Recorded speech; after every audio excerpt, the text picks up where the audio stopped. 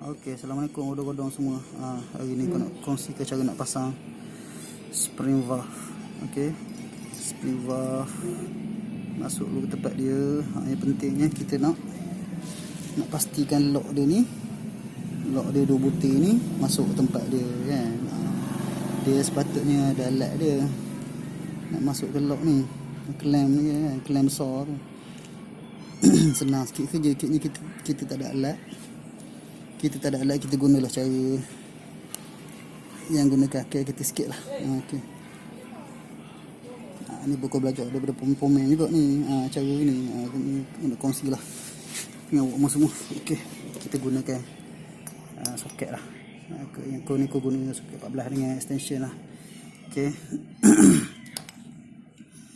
Okey, seloknya kita pusing sikit dia punya lock ni. Okey, macam tu. So, senang sikit dia masuk. Okey.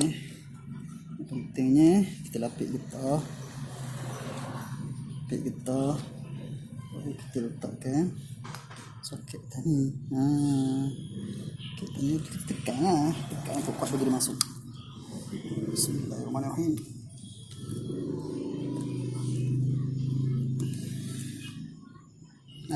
Kan?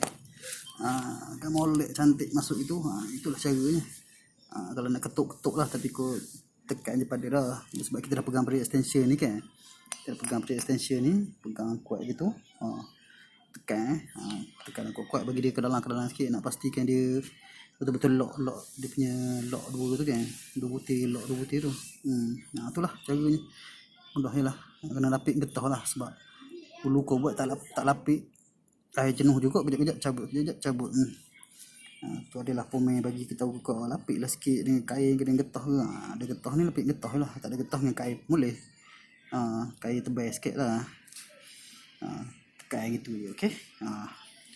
Moga manfaat lah siapa-siapa yang nak buat D.I.Y tu. Nak pasang sendiri tak ada alat kan. Gitulah cara. Okey.